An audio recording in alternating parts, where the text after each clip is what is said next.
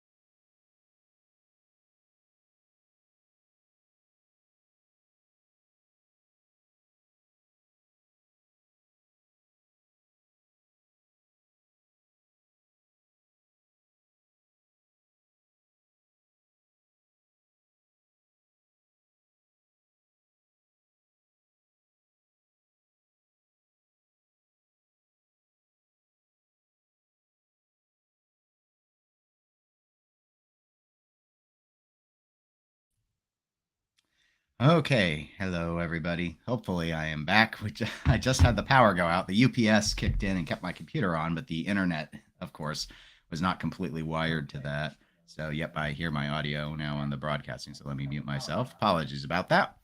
But I don't know. It's not stormy now. It's nice and sunny, but you never know what's going to happen around here. So it looks like everything is back up and running. So I probably just need to get my screen shares back active, but I was starting about a minute early and now I'm about a minute behind. But we're going to go over 3 topics today. And anything of the chat that we end up with people in chat. I don't know. I don't think I've ever done this in the morning before. So I get to come up with yet another alliteration. So this is a breakfast broadcast, even though I'm not eating, obviously, because that would be rude.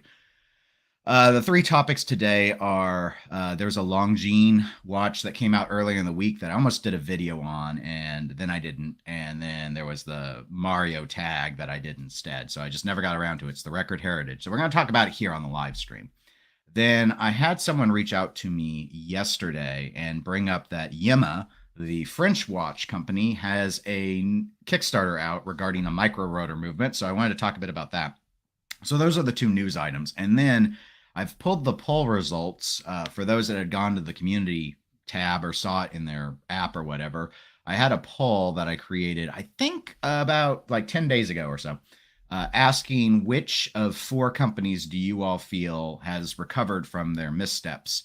And they were all 4 brands that had either, I'd say, notably had missteps or just not very popular amongst watch aficionados. And so I've got those poll results, and I'll share those, and we'll talk about like kind of like who wins, who loses, why we think it is the way it is, and those are all the topics that I have planned. But of course, if there are other items that people want to talk about, we can do that. And before I get started, I will note. So video wise, I already mentioned, I had a first thoughts video about the reveal of the Formula One watches with Mario, specifically themed around Mario Kart. So if you're interested in that, I pulled some of the video from Tag's website. That was a chore. They didn't make that easy. So you can see a little bit of the footage from the watches as well as some images that had come out already about those. And then I released a review video yesterday of an older model of IWC's Portuguese line, which now the Portuguese are line. And then I currently don't have a video up, but actually I'm wearing right now. As a birthday gift, I got an Orient Cano red dial version, and I'm hoping to have that video out tomorrow. I've actually shot most of the footage, but it's not been a full week yet. After finishing today, it will be, and so if I need to make any adjustments to my narration and all of that, I've been holding back. I probably don't need to do a full week to do a watch review, but anyway, Sunday's the planned drop day. It's just I also I do a pinball podcast on Sundays, so we'll just have to see how my schedule goes. But my plan is to get it out then. So that's all the I guess the logistics out of the way. Let's go ahead and let me get my screen share back active because it doesn't remember it anymore because power went out. And we will start with the Longines Record Heritage. Okay, so let's make me teeny tiny because no one needs to see all that. All right. So here is this. It came out on, or at least I read it on a blog to watch. And I do have the link in the description if anyone wants to go and read along or read up on it afterwards, or if you're catching the recording. And so I just thought, okay, this is interesting because it's a chronograph. Actually, when I saw it, it kind of reminded me of something I might have seen out of Breitling, one of their heritage model watches. And so I kind of made a mental note that I wanted to talk about this a bit. So this is one of their throwbacks that Longines is doing. And I feel like Longines has been leaning a lot into their historic catalog. But again, we've seen that with a lot of watch companies. Tissot is doing that lately to great success. I'd say better success than Longines is.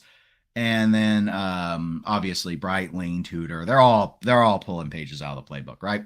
So this is sort of a like 1940s-ish looking chronograph, which I think is pretty attractive.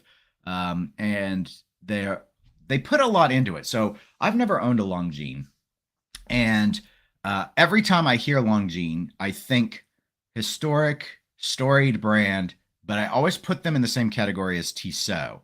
And so whenever I see the Longines prices, I'm always thrown for a bit of a loop because I think I inaccurately put them in the same price tier, and they're not. They're kind of in that, I don't know where they are. Are they supposed to be where Tudor is? Because I feel like some of their watches are, but some of their watches are not. Anyway, I guess that's up for debate, and it's probably a range, just like Seiko's a range. But so anyway, so this chronometer certified, so it's not going to be a cheap watch.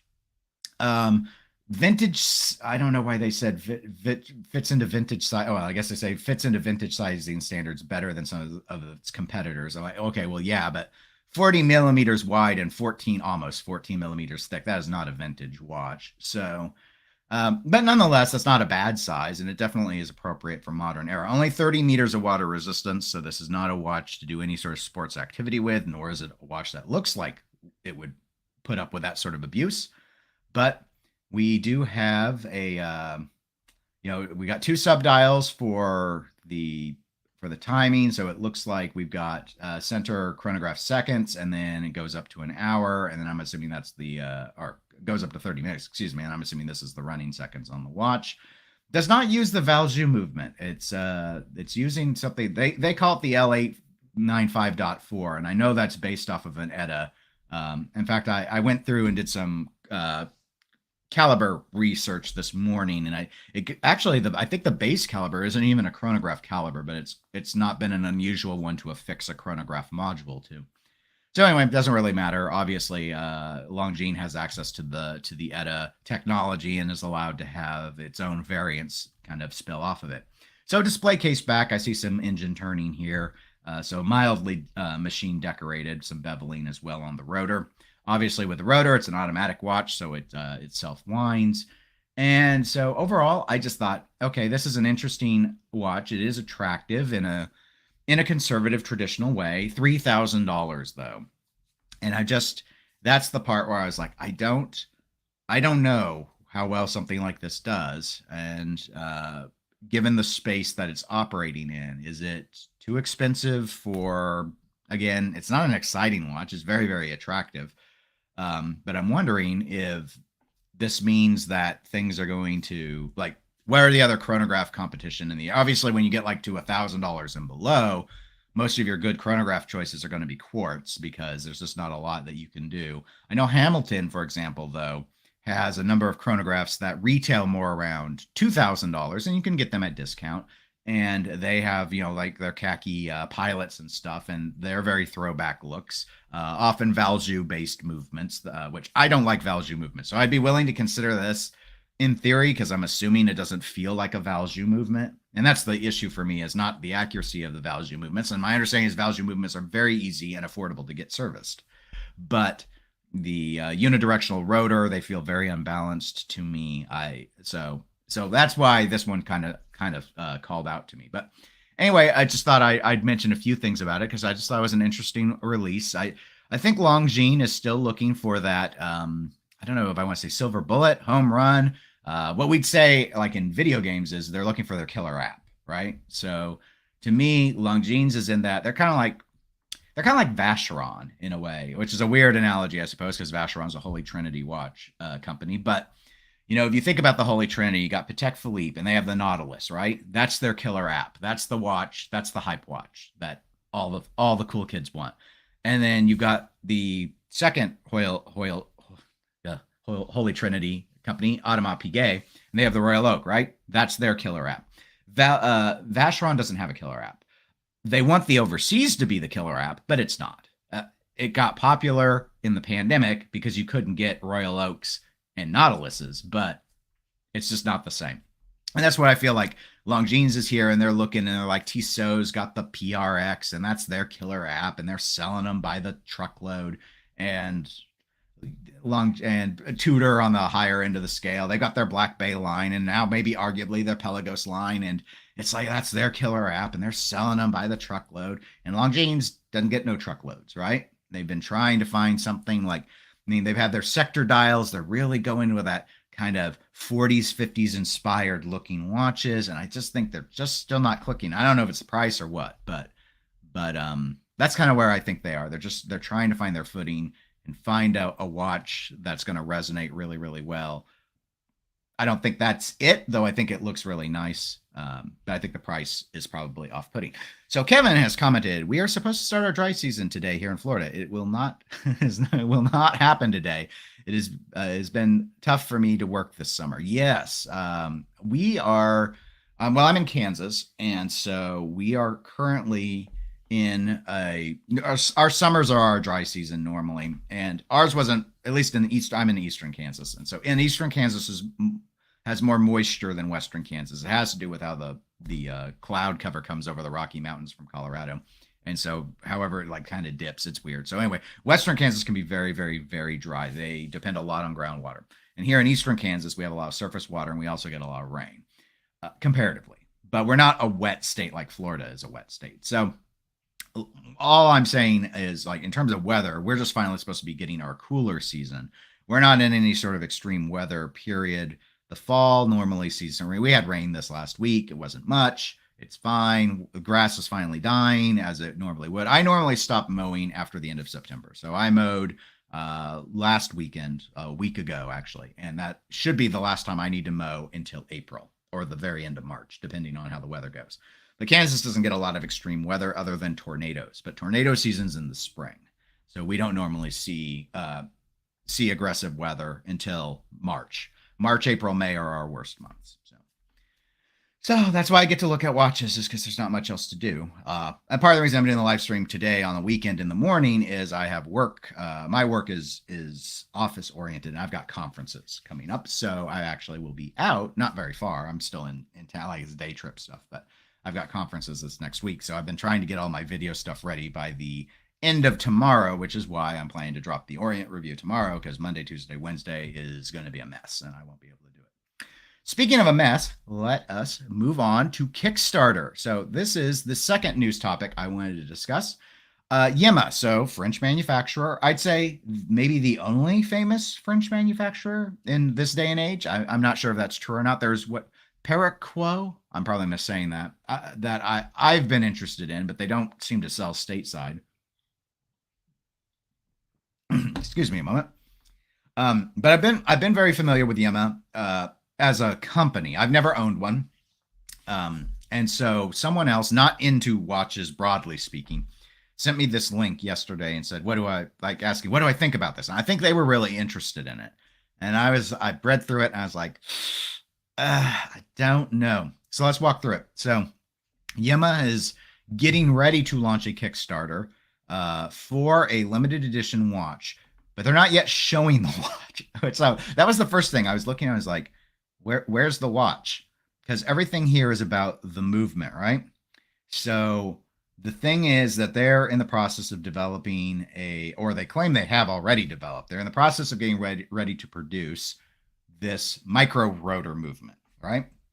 And I see Neff has joined in during the live stream saying good morning. He's just watching my IWC video. Thank you, Neff. I hope you found it interesting or entertaining, or at the very least not overly boring. And I had just mentioned at the start of this video that I got a watch for my birthday, which I'm wearing today, the Orient Cano red dial watch, and I'm hoping to have that review dropped tomorrow. But I wanted to spend one more day with the watch before I finalized it. So that's the plan. So there will be, the IWC is kind of a pricier watch. The Cano is a much more affordable watch. So So we'll be having another review out soon. So, all right, back to this. I've never owned a micro-rotor watch. So it's like, okay. And again, reminder, YEMA, French company. So they're really wanting to Frenchify, I think, like vertically integrate as a fully French sort of thing. So here you see they're saying that the watch movement's going to be 20% Swiss, but 80% French. And it's very, very accurate. Not chronometer accurate, though. Nope. They couldn't bring themselves quite to, they have to say near chronometer certified performance. They couldn't quite get it. Couldn't quite get it. Good power reserve, 70 hours. And you can see right here, the micro rotor. Now, I've never owned a micro rotor. I've looked at a few watches that have micro rotors. I've never looked for a watch because it has a micro rotor. And they, in this Kickstarter lead up, are really emphasizing this. You know, they're really pushing to support this because it's a micro rotor. Now, micro rotors are an interesting movement technology, right? And so they're really I'm familiar with 4 ways that you could automatically wind a watch, right? Okay. So there are bumper movements, which like no one does anymore. They were one of the first, but they're really inefficient. They break easy, whatever. And that was where there'd be like a little, like a rotor, and it bounces between, it uses part of the back of the movement, and it rotates, right? So that's one option. Then there's the main option we see, which is the centralized rotor, right? It gets the full diameter of the watch. It spins around. You can skelletize it. You can keep it solid. You can do all sorts of things with it. It's a very, very efficient way to wind a watch. But because of how much space it takes, it does add thickness.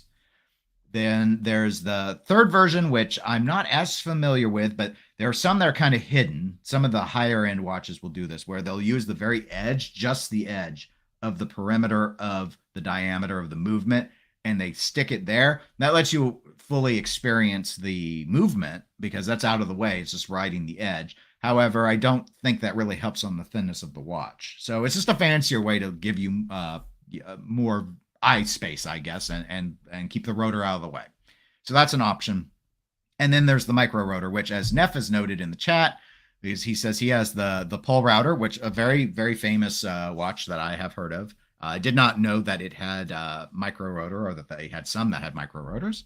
And as he notes, it keeps the watch thin, which is clearly what YEMA is promoting here. And obviously it is quite true. With the micro rotor, you don't have to add that attachment. It's built into the movement itself. It's not riding on top of it. And so it allows a great deal of thinness. The problem, though, is micro rotors are not efficient ways to wind watches. So because they're taking up so much less space, they have lower inertia. So you have to solve that in some way. Now, well, you don't have to solve it. You could just say, okay, it's just going to take a lot more movement to wind the watch, and maybe you're going to have to manually wind it some. What they're doing in this instance is a common tactic. They're using tungsten, I believe is what they announced. Yep, tungsten micro rotor. Tungsten's heavy. So if you use a heavier metal for the micro rotor, that can help overcome the inertia problem and the size issue. So that's what they're going with. Again, they're reinventing the wheel, though, right? Because this already exists. So they promote the thinness. Makes sense, right? 3.7 millimeter movement. That is thin, but it's not exceptionally thin for a micro rotor, right? There's a Chinese company that Hangzhou, I believe it is, the Hangzhou 5000.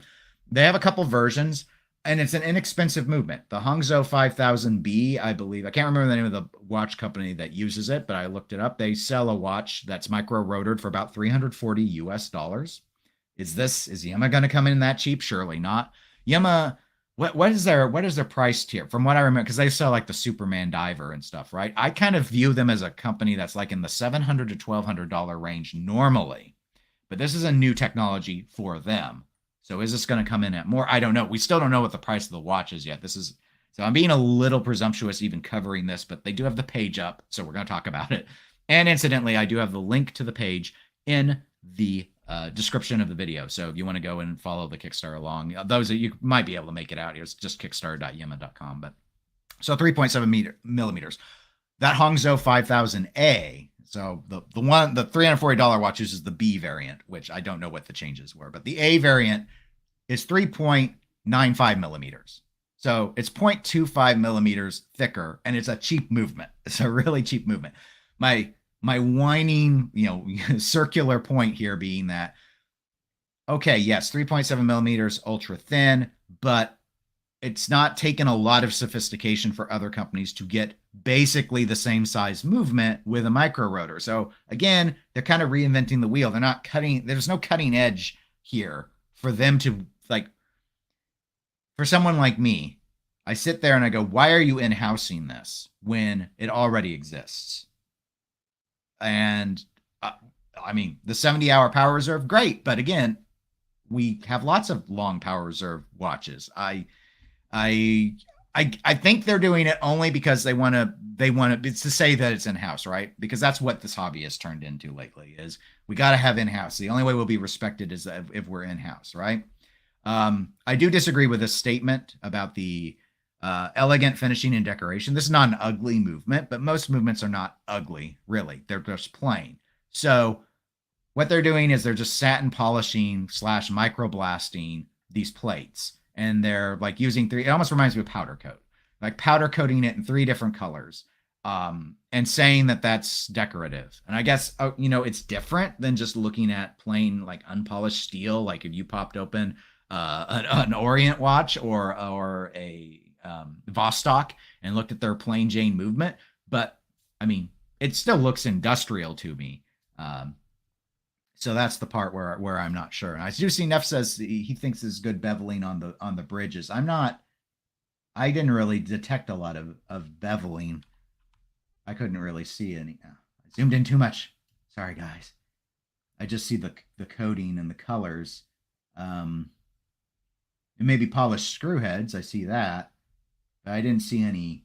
I don't see bevels or machine turning or anything. Like I don't see anything that took any hand skill. So which is, again, it's fine. It's just, it's something that a machine is going to be doing all of. And it's YEMA. I don't expect them either to. So it's a mix. I just think it's interesting I wouldn't call it elegant is the thing. I guess it's a petty gripe. It's a petty gripe, right? But it's like, you're having whatever this is, it's going to be thrown into the machine, right? And it's going to pop out. And it's going to look like this. So it's different than just plain steel. So in that regard, it looks different. To me, it looks industrial, but sterile. So whereas even machine turning, which if you want to have a machine, machine finished watches, it just looks different. It doesn't look decorative to me. It just looks different. But doesn't matter. Doesn't matter. It's up to you what you all like. Obviously, they're going to show it off. So, and then in that regard, it would look different than anything else I own. So that's pretty cool. I just don't. Here's a nice little animation of the assembly on it. Here's where I just don't know if YEMA is ready for this. Is maybe where I'm at. That sounds kind of mean. But I want to explore that and see what you guys think, because you might know YEMA a lot better than I do. See, Neff has commented, that's machine finishing for sure. I like it. It's not elegant, but it's cool they're doing a second in-house, in my opinion. They made their chops on the first in-house movement, but then Orient can do that too. Sure. And, I don't know if Orient's still pioneering a lot of movements, or just obviously their movements are in-house. And the thing that I like about Orient is their budget movements. They're like the best spec budget movements I know of. Right? Like if you took Orient's F whatever movement, like what's in this watch, and you compared it to the base Seiko movement and the base Miyota movement, I think like the accuracy range on the Orient strong, which is minus 15 to plus 25. That's like stronger than any other entry level mechanical movement I know of. That's cool. It may not be interesting to look at, but it's cool specification performance to be able to say, you know what, our out of the shop movement, and this one is within, spoiler, I did put it on the time grapher in 6 positions. It's within spec on all 6. So that's pretty impressive when you think about, and I had a Vostok and that movement was awful. and within spec though. And that movement spec was like up to plus 60 seconds a day. I mean, that's sounding great. It is Vostok, but I mean, it's my point just being that they had a really good claim to fame. And Neff has brought something up here that where I wanted to explore, which is this comment about them having made their chops on the first in-house movement. Again, I have not owned a YEMA. So take all of this with as much grains of salt as you want. However, their reputation for quality is very low. And that's my concern about why I'm not sure that they're ready. I thought maybe I'm just taking crazy pills. Maybe I'm misremembering. Actually saw after someone sent me this link, I was looking at one of the watches subreddits on Reddit, and this Kickstarter link came up. I think I actually just shared the screenshot. But then the comments were, oh yeah, I've owned 2 YEMAs, or I have a friend that owns a YEMA, and I have another friend that bought a YEMA, and I've had 3 YEMA, and I had to send 2 of them back, and my friend had to send it back 4 times for. It's like, and I remember this from Watch You Seek as well when I was researching French watch companies, because I was looking at, like, I was curious, what do the French do in watchmaking, which currently it's not a lot. It's kind of like why YEMA gets so much attention, is they're really the only ones with any sizable presence that I am aware of. And so, and I get it, because they used to have a rich culture of watchmaking. They're right on the doorstep of Switzerland and Germany, which are both watchmaking powerhouses today.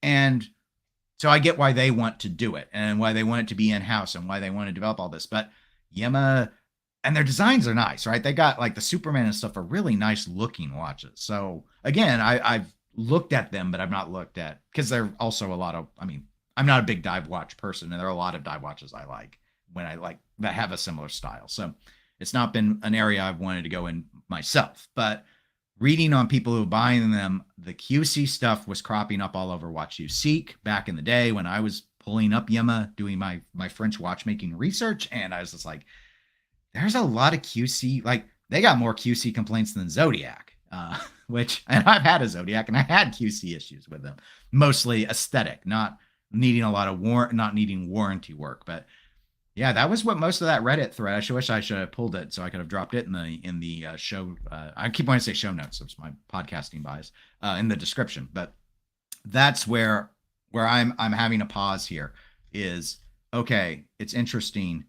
It's a micro-rotor. I get it. They're trying to expand. I respect all of these decisions that they're making, except it's YEMA, and I'm not sure they figured out everything on their prior stuff. If you constantly are hearing people sending in, I mean, going back to Zodiac, the STP movements that Fossil their in-house movements, a lot of people, yeah, it's more of a question mark. There's not been a lot of warranty complaints. There have been some, though, like issues with the winding. It's weird how it's mostly involving the crown. And we've seen other really, really successful companies like Tudor. Remember when Tudor's in-house movements came out, and they had the one with the date wheel, and the date wheel wasn't working right, and people had all, like, a whole slew of them were bad. And there were not every single one. It wasn't like the Ming, but I'll pull that one up here in a second. I was going to say it wasn't like the Ming Messina Lamp collab, but that's a fun one to touch on as well. But my point is, there were a lot that had to come in and a lot that had to get serviced, and there were a lot of people that were really upset. And that's with a big established brand like Tudor, with the backing of Rolex. The Ming Messina one's a good example, though, too. The 1709 Mings. So they decided to get cute with a Salida movement, and they had Schwartz Etienne, movement maker, create a custom movement for them with a jumping hour, modifying a Salida. They put them on all the 1709s, but their collaboration with Ming and Messina Lab were the first ones to be done. And they all went out. They were all bad. All of them. And I have one of those, but I'm trying to sell it still. And the problem that they ran into was ultimately, per them, was that the Salida movement, they had developed the design based off of a prior model, like they did off of Model A, and then Model B came out, and Model B didn't say it changed some of the parts in the spec summary, the tech sheet, but they did. And they weren't to the tolerances that were necessary to support the jump hour. And the repair was straightforward, but they had to identify it and then figure out there were 2 pieces that had to be completely replaced with more robust machined parts. The whole run of watches was flawed. And then, thankfully, because of the Messina collab, they were able to get that fixed before they sent out any of their main 1709s, which they had sold a few thousand of. So my point is, there have been companies that have been around a while that have been doing custom movements or arranging for custom movements that sell at higher price points than YEMA has, and screw them up. And then we've got YEMA, which screws up YEMA watches already, and here they are saying that they want to do a Kickstarter. I don't know. It's, I mean, they might as well try, but But I don't know. And the last thing, I guess, which again, this is just a Dennis bias thing. I hate Kickstarter. I've never backed a Kickstarter project. If I was a business, I'm not saying I wouldn't consider turning to it, because it's such a cool strategy, right? You have a for-profit company and you make other people finance you instead of taking out loans, and they don't own any equity in your business. What a great model. Terrible for the investor who is not an investor, but I guess if you can get away with it, you might as well use Kickstarter. And I get it. Most of the time they're doing like what YEMA's going to do. It's basically a pre-order, right? They're using Kickstarter to generate, instead of just doing it on their website like Ball Watches would do, where you'll go and, Ball does all those. You'll get a little discount if you pre-order the watch. And that's how they know how many to make. And that works for them. That's kind of what this is doing, except they're using Kickstarter's platform. This one was a little weird because they're really trying to get you to want to buy it just off of the movement. I don't even know what the watch looks like yet.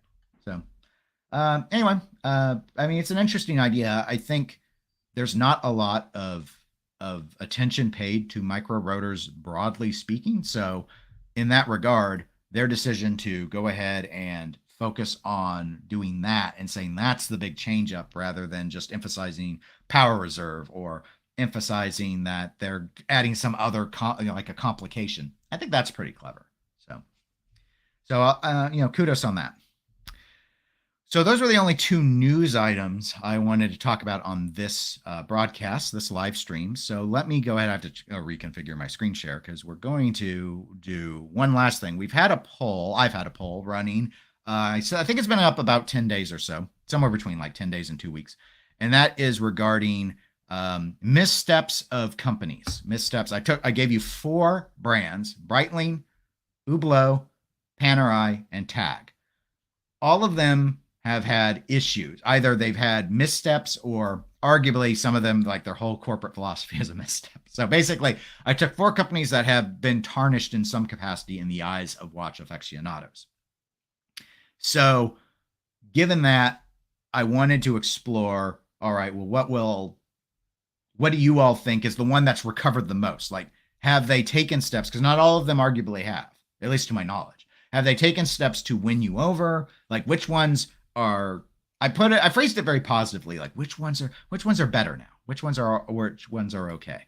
But the thing is, maybe they aren't all. The poll results kind of ended up in a way where I thought they would, and in a way I was a little surprised. So let me go ahead and get that share up here.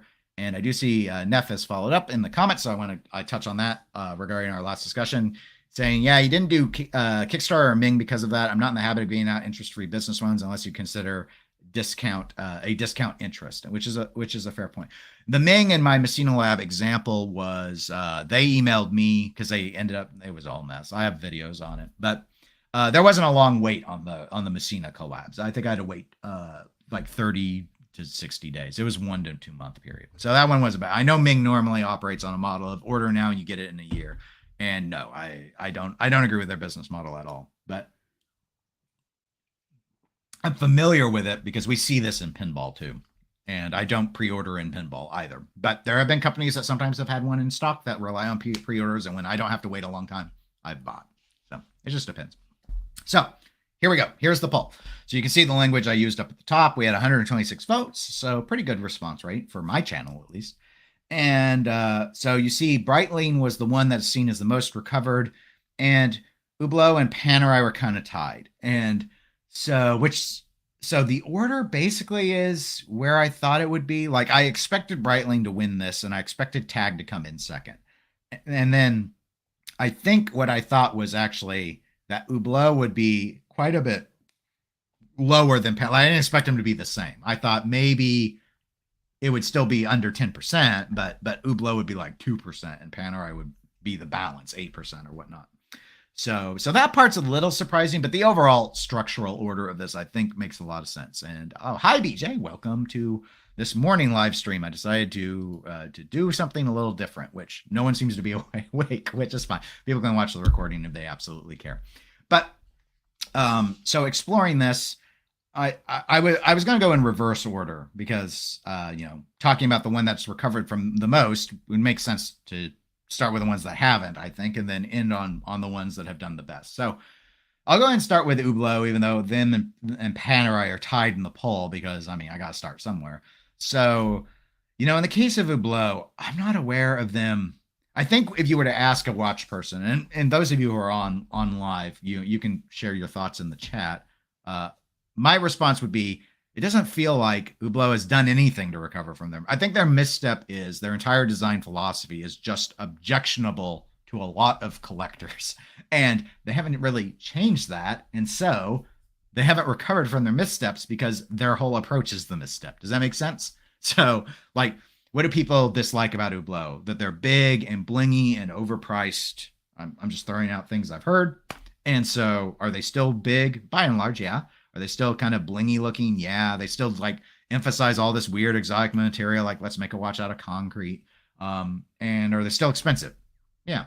So they haven't done anything, right? They haven't done anything to improve their reputation. So it makes sense that they sit here at 9%. I'm surprised that it's that high. Very surprised that it's 9%. But still tied at the bottom. So the reason, in part, that I thought Panerai would actually not be tied with Hublot, and I'll move my thoughts to Panerai, is because Panerai has a huge, I mean, I'm sure Hublot has its fans too, but Panerai has a huge fan base, right? What do they call themselves? The Paneristi or something? I don't know. I've never owned a Panerai. I think they're all too big. I don't like the look of any of them. And that's just personal taste. So the missteps haven't been that, because Panerai, if anything, has been too reliant on their back. Like everything always looks the same. Like they all look the same to me. I've never understood it. But a lot of people like that look. And if you like that look, then you probably like Panerai. So, Scott, yeah, okay. So I see Scotty Pinball has joined us in chat and said, do you mind briefly going over their missteps? I'm not completely familiar. Yeah, no, I don't mind. And if you just now tuned in, I'll do them as I go through them. And the only one I've talked about so far is Hublot. And to me, Hublot, I wouldn't describe it as a misstep. I put Hublot on here because I know it's not a popular company. I would say, if you were to ask, people just don't like Hublot as a company. Like, I don't think they made a blunder, other than maybe you don't like the direction Hublot ever was in, ever since Jean-Claude Biver. I'm sorry, I don't remember how to pronounce his last name. When he took over their marketing. So Hublot makes very big watches, large watches. They tend to be pricey. They're very flashy. So to a lot of people, their missteps are all they are known for is big, trashy, flashy, expensive watches. And they're still known for that, right? So I think that's why they're 9% in the poll, is they haven't changed the course from any of that. They do have some smaller watches, but they like made their name with a watch called the Big Bang, and then it just seemed like everything is like a spinoff of just being this big in your face thing, and that's all they do. So that's the misstep. But it could also be argued that that's the corporate philosophy, and it's not wrong at all. It's just not going to appeal to everyone. So it's an interesting one. It's the only one on this list that I'd say maybe technically doesn't have a misstep. People just don't like the company and what it makes, period. Kind of like Richard Mille. Some people just don't like their giant plastic, gaudy, uber expensive watches are like Hublot on steroids. But it's always been the philosophy. It's just, you either are into the look or you're not. So that's how I see Hublot. But it's tied at the bottom of the list. Now, Panerai has had mistakes.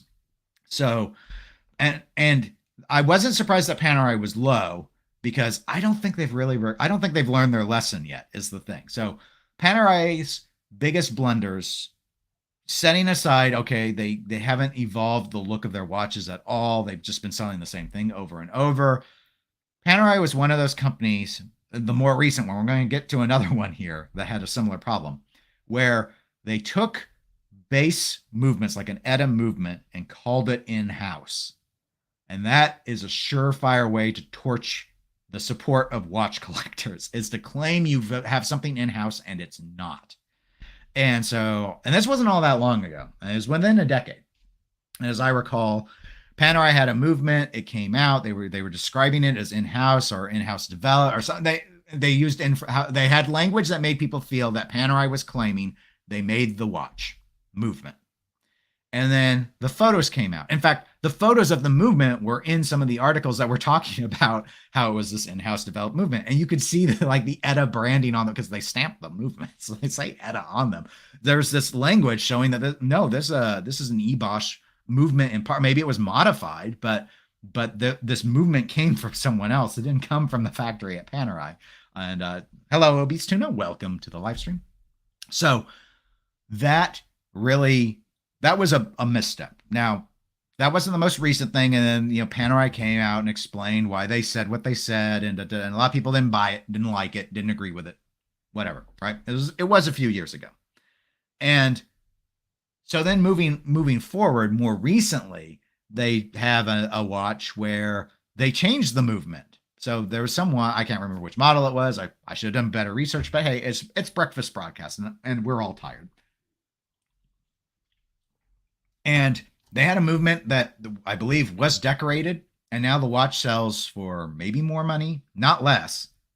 And now it's not decorated. It's like, there's like, you guys don't need a decorated movement. You can have this ugly movement, which, okay, lots of watches have ugly movements, but who takes a watch that had some level of like work or add-on, like decorating the rotor or whatever, and then it's like, we can still charge the same amount and take that away? I mean, those are the things that Panerai is getting known for. Those are the missteps that they're known for. Coupled with that, their watch pricing, just, it's all over the board. They have they're very expensive, and some Panerais are very, very expensive. And they're doing some stuff with exotic materials or recycling, but it seems like everything unique that they do comes with this huge price tag, like almost, I would argue, an arrogant price tag. Like they think they're in a tier above where they really are.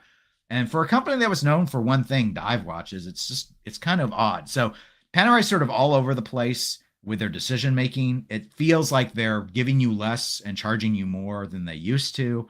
And with the deception on the movement stuff, those are the missteps. And I don't think they've recovered from any of it. So that's why I fully expected them to be in third place. I thought their name and the fondness of their designs, something Hublot just doesn't have, was going to mean Hublot would be like a 2% and Panerai would be like a 7%, not this tie. But a tie is what we've got. Before we move to tag, I see we've got some comments because Neff's mentioning tag, and that's going to be the next one we talk about. He says that tag is getting worse even. I think Breitling is turning it around. The new Super Ocean aside, Hublot is awful. Panerai just keeps doing the same old, like Blancpain, and stagnating. And Obese Tuna says that they say, we don't know who they are, but they say that Panerai is a dead brand walking. And I'll throw myself in the they and say they may be right. And they being we may be right. And BJ says they also famously posted pictures for fake watches on this. Oh, thank you. I forgot about that. Oh, that's a good one. I'm going to throw that comment back up. All right. So that's another good one. So Panerai is active like on Instagram in particular. And yes, they reshare a lot of photos. People will take like wrist shots and stuff. And some of the brands will share the photos of their fans, wearing their watches out in the wild. I think I did. I don't post a lot on Instagram, but I think I did that once with a smaller brand like Mr. Jones Watches or something, and maybe it got shared or liked or whatever. Doesn't matter. So they pay attention when they get tagged. They don't always pay great attention, or at least Panerai doesn't, because as BJ noted, they're on their own official channel. They're like resharing these posts, these photos taken, and people are coming in and they're like, that's not a real Panerai, that's a fake. And their social media people, there's no quality control. They don't know. And in fact, I had seen on other YouTube channels, the Panerai fakes, some of them, these were obvious ones, obviously. That's why people were identifying them. But the Panerai fakes got so good. They've been so easy to fake because Panerai is putting in so little effort into their watch design that some official places have been tricked. And they're like, I thought I'd seen some third-party sellers won't even touch Panerai anymore. They're like, it's too hard to know if it's authentic. It's too easy to clone them. And Panerai's no help. So given the challenge to authenticate, you don't want your brand, as like a third-party dealer, you don't want your reputation tarnished for selling a fake. I mean, that's what keeps it so honest, is no one wants to have their rep sullied by selling a fake watch. It's really embarrassing. Panerai doesn't make it easy. So that's a struggle. And then I see DeRosa has joined us. Hello, DeRosa, saying, I think Panerai has their fans. They have a unique look. And if you've got a big wrist, I'm sure it's on your radar. And yes, and earlier in the story, that's why I thought that these wouldn't be tied. I thought Panerai, for all its flaws today, that watch is still super unique. And while it's not my style at all, It has its fans. The Paneristi are real. They like have their own forum. I thought for sure they would, and that's why I've gone ahead, even though they were tied with Hublot on the poll. I've treated them as if they're third. They do have better name, right? They do have a better brand. They, despite them trying to run it into the ground, it's still a more popular brand than Hublot is. I can't be convinced otherwise for the time being. So let's move to Tag. And remember, Neff had already commented earlier saying that he feels Tag is getting worse. I did expect Tag to be second on this because I think a lot of people feel that Tag's turning it around. Neff obviously does not agree. But so Tag, like Panerai, though I believe it was further back, got into one of the, this is a third party movement, but we're calling it first party scandal. They had one of those. That's the biggest misstep that I know of with Tag. Now, Tag's got additional baggage because Tag took over Hoyer. So Tag used to be by itself, and I think Tag stands for like Technique Avant-Garde is what it all spelled out was. And then Hoyer was known for a lot of like racing chronographs, and Hoyer was its own company. And then, now this was all a while ago. Like I thought Tag took over Hoyer in the 80s, or maybe it was the early 90s. They've been together for quite a while. The thing is, the Hoyer designs were very, very popular and remain very, very popular. And Tag's designs, I mean, they had it in the name, right? They're avant-garde. So it's weird stuff, right? And weird stuff is polarizing. And to me, it felt for a very long time, and to an extent, this is still sort of the case. Like Tag was all over the shop. And by Tag, I mean Tag Hoyer, come on. So you've got the weird Tag stuff. You got like the Link watch and all of that. And then you've got like the Hoyer stuff, but they weren't always emphasizing it. And I think that it was sort of a jumbled, like, when you say Tag, what do you think of? Divers? I mean, they do them. Racing watches, they do them. Expensive quartz watches, they do them. Do you think of the Monaco, like square chrono, true blue, unique Hoyer stuff? I mean, they got it. It's just sort of like everything, right? And it's not fair in a way to criticize that because everyone's like that now. It seems like Breitling's like that. Obviously, Breitling's in the list, but there are a lot of companies that they play in all the ponds. Why I think they probably scored 15% here is I think they've been going to the back catalog more, and that's been resonating with a lot of people. Obviously, compared to Breitling, not a lot, but we've been seeing things like the doing more Monacos, the Carrera, doing that sort of stuff, pulling from the back catalog. It's worked for every other company, and I think it's working for Tag. They've also, I think, really emphasized a lot on their spec watches. I know on the last TOT I did, the This or That number 3 live stream, which you guys can, if you hadn't seen it, you can go back and check. We have a matchup between the Planet Ocean, one of the Planet Oceans of Omega, and the 1,000 meter rated, because Tag has a 1,000 meter rated dive watch. And it's like, you know what? I mean, that it's as stupid as the spec is. Like, no one needs that. It's still impressive, and that's why they did it. And they're aqua racers and stuff. They still are. It's polarizing. They got the lines of watches that are still sort of polarizing. Like, okay, you've got this. It kind of looks like a Omega, but you put a Cyclops, but you put the date at the 6 like an Omega now instead of the 3. Is that a smart move? I don't know if it's smart or not, but they're trying. Right? They're trying to find their footing. But they also play a lot in spaces that watch collectors hate, like smartwatches. Big time into smartwatches. And then like the Formula One, by and large, I believe is a quartz line, and it's kind of pricey and people don't like that. And I mean, because it's Tag, it's not like Cartier quartz. I mean, the name doesn't get you as far as you might want. And I see some comments have come in regarding a lot of this. So BJ notes the Mario collab is a weird one. And also 2.5K for a smartwatch. So, and they've got the new Mario collab, which I see someone else has commented on.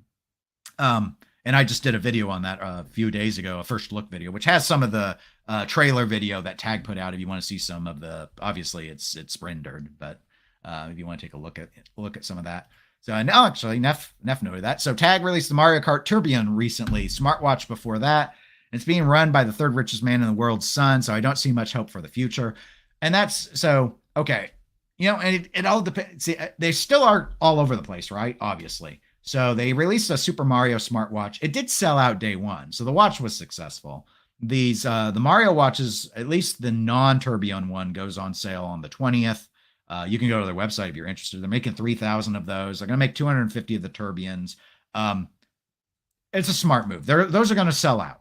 They're Formula One watches, though. They're not quartz, though they're mechanical. So again, it gets like it's sort of jumbled. Like I mean, correct me if I'm wrong. I think some of the Formula Ones are quartz, and I think it gets confusing when you start mixing stuff like this. And again, it's like when the Mario smartwatch came out, I remember a lot of Mario fans were like, and who were also watch collectors were like, why does it have to be a smartwatch? Why couldn't they do like a Mario Carrera?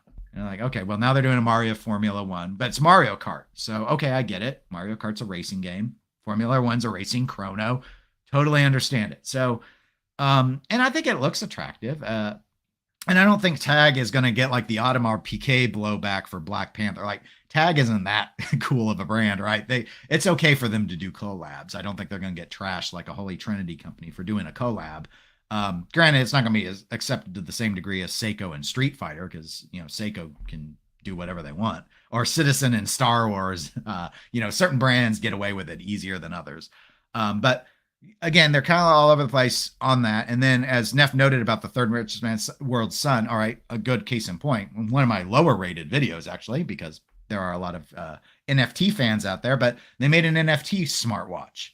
And I didn't think I was overly critical, but I was critical of it in my first thoughts video on it. And I had NFT fanboys coming in, voting it down, saying, you don't get it. You just don't get it because it like displays your Bored Ape. And I'm like, why would you, like, what sort of flex is this? I just don't get it. But they have their opinion. And the guys like trying to get Tag involved into crypto and NFTs. And I'm like, is that really the space you want to take this? I mean, I feel it's easier for me to criticize it in hindsight now that we're in the middle of this crypto winter or whatever. But I just, again, it's a weird decision for a company that also wants to be a luxury watch company.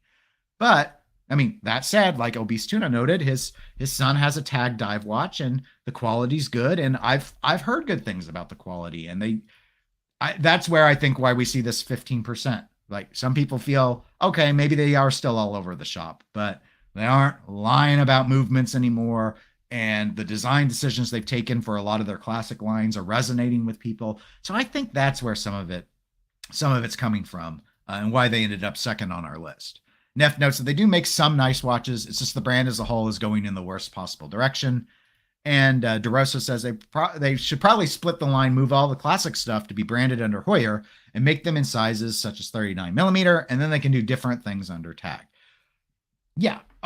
In some ways, I kind of think maybe they should have done a holding company thing like Seiko or Richemont or anything else, and be like, all right, we own both of these, but Tag is Tag and Heuer is Heuer, and just be two separate companies. I know watch fans would love it if Heuer was operated as its own brand.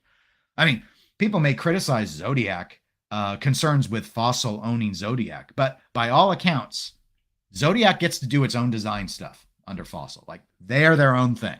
They get to go out there and be Zodiac. And maybe you hate their new movements and stuff, but they're their own thing.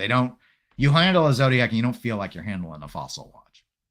So that might be a good strategy for them.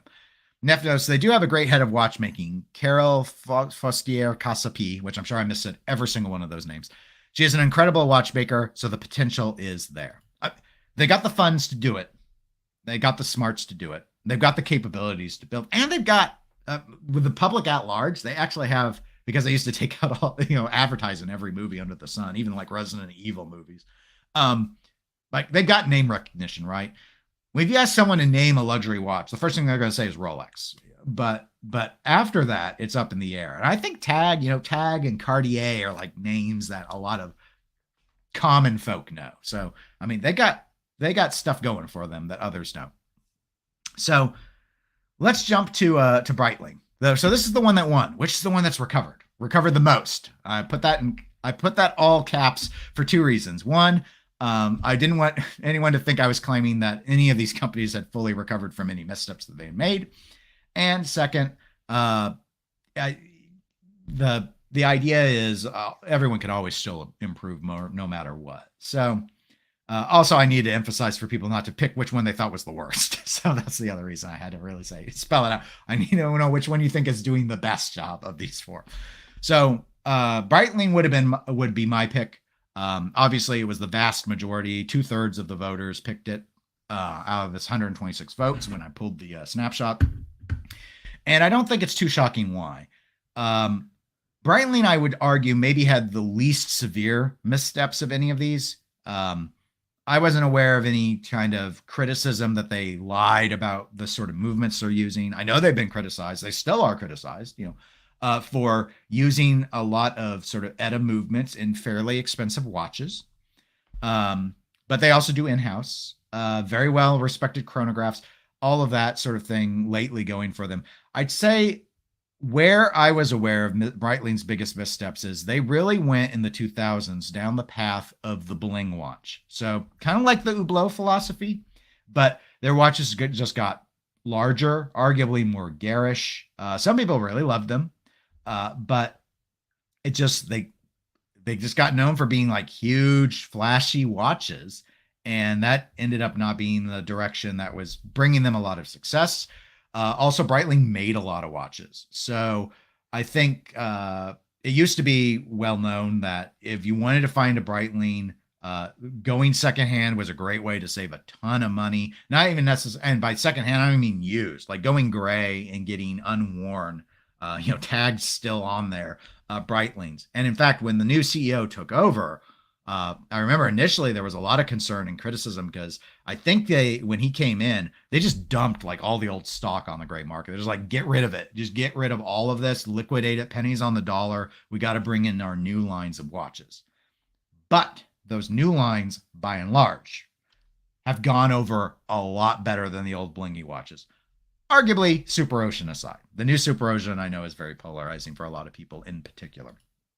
See, DeRosa has said, I think the resurgent Tudor is the biggest challenge for all these upper mid-tier brands. Tudor is bringing a lot of competition dollars out there, which I think, DeRosa, is an excellent point. And also part of why Breitling probably won this poll. Because Breitling, even though Breitling and Tudor are under the control of two different umbrellas, they actually play together in the realm of movement tech, right? So Breitling is letting Tudor, they've arranged some deal where Tudor gets to use Breitling's chronograph, column wheel chronograph technology in the Tudor chronographs. And in turn, Tudor's given one of their popular movements. Is it the dive one? I don't remember which one it is, but one of their movements is over in Breitling. And Breitling gets to use one of the Tudor movements. So they're sharing tech, which is smart because, as DeRosa noted, Tudor is doing so well right now that tying yourself close together, I think, is a smart move for. But obviously, they'll never be all that tightly together. Rolex controls Tudor and is their own nonprofit thing. Breitling will never be in that umbrella. But being able to use some of that technology, leaning on what Tudor's developed and successfully implemented, and Breitling had something to bring to the table too, because Breitling's chronographs, they're up there at the upper echelon of, like, if you ask people name top chronograph companies, I think I would fully expect you to hear Zenith and Breitling right there at the top two. In fact, those are my top two. If you ask me, name good chronograph companies, those are the first two I name. And I don't know who I would name as a third. I might instinctively want to say Rolex just because the Daytona sells well, but really that's the only chrono they do. So I'm not sure that's the path I want to go. But so that's the thing. So Breitling, we've got, so they're trying something new with the Super Ocean, very, very polarizing. A lot more success with the Navitimers. They've gone over very, very well. They've got the Heritage line of chronographs doing very, very well. Again, Breitling's been looking to the back catalog, but also trying to do, and that the Super Ocean's not necessarily the back catalog, but they're trying to do new stuff, but they're doing what so many other companies like Tudor have done so well. And they pull back and they say, okay, let's see what's in our catalog. And that's what Tudor's been doing, right? Black Bay, a bunch of heritage. I think it's interesting with Tudor because obviously now they're seeing if they can make the Pelagos their other really popular line. It's all dive watches, notice, but you got Black Bay's been, everything they experiment with, I think, is funded by Black Bay at Tudor. So, but they're really trying to diversify the Pelagos line and see about, making that. But we're not here to talk about Tudor. But I digress. So Breitling, why they win the poll is just back catalog, good tech. They moved away from the super large bling, and they're just exploiting what people like, and they still are experimenting. And some of those experiments, like Super Ocean, aren't clicking with a lot of people, or with as many people as they probably were hoping. But they have so many popular lines of watches right now that I think that's why they're doing very, very well. So, see, Neff has said my top two, and Minerva and ALS. Not fair. Well, oh, Minerva, that's a good point. So Montblanc, I believe, bought the Minerva factory, and so I've never handled a Montblanc watch, much less one with a Minerva movement. So I've heard great things, but not one I'm super familiar with. So anyway, that was the poll, and that's so Breitling, I think, unsurprisingly, won.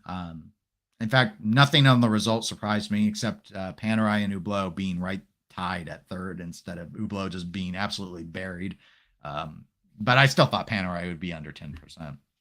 So anyway, those were all the topics I had for us to talk about. I didn't know if anyone wanted to discuss anything else. That I just picked stuff before I went live. So I'll pause for a moment. I need to take a drink anyway. Just let people type if they've got thoughts on things they want us to explore before I end the stream, because we can talk about whatever you want. It doesn't have to just be the Dennis show. Well, I mean, it is the Dennis show in a way, but I mean, I pick all the topics, sort of boring way. I just wanted to do that Longines Heritage chrono because I wanted to do a video about it, and I didn't get to it, and then I did the tag video instead, and then the IWC review video. So DeRosa says, have a great weekend. Thank you. You too, DeRosa. Reminder, unless something bad happens, I do hope to get the Orient Cano watch review out tomorrow. So if you're interested in an affordable dive watch, you can check that out once I have it live. I'm going to try and render it tonight. I shoot the reviews now in 4K, which I don't know if that's smart or not, but when I'm rendering, I think it's not smart. I'm always, my poor old graphics card's like, it's like 1080p is great, Dennis. Don't do 4K. We hate you. Please stop. And F says, the IWC. Yes. Thank you. I've been looking for I was really worried when I saw it was a 52 millimeter lug to lug, because my biggest watch is actually a Tudor Black Bay Bronze, the 43 millimeter diameter one. And that watch is so big. I wasn't sure if the 52 would hang over, but with the curved lugs, I thought I'd be all right. And it fits. I mean, it's large. Obviously, it's going to be large, but I was glad to finally find one at a price point I could live with. Because some of those, I really like the white dial one, but with the gold indices and hands, those run like $1,000 more. And I was like, I don't think I like it enough to spend another $1,000. So anyway, but it's been, other than trying to wind that thing, it's been a nice watch. And the AR coordinating on the outside, unfortunately, hard to notice unless you zoom in on it. But it's like, come on, guys. I thought that, I knew that when I got my Omega. I was like, guys, really? Do we have to put AR coating on the outside? I get it. It looks so good in photos when you do it. But I'm always like, why are you made sapphire and then you like coat it with something that's not sapphire? That's weak, flimsy, soft. But it's what we have to live with. Anyway, I'll go ahead and end the stream then, and wish you all have a great weekend, and talk to you all hopefully again soon. I've got a lot of work stuff this next week, so I don't know if I'm not expecting to have a live stream next week, but I wanted to go ahead and get another one out because it had been a couple weeks since my my this or that. So, and I'll put another one of those together here, hopefully in the near future, maybe end of October. I'll start hammering out. It takes a little bit of research to do those, so I haven't started it yet, but I've had some demand for it. So we'll plan on doing it. They're fun to do, so that's why I like to do them. And Neff says thanks and have a good weekend. And yep, goodbye everybody. Take care.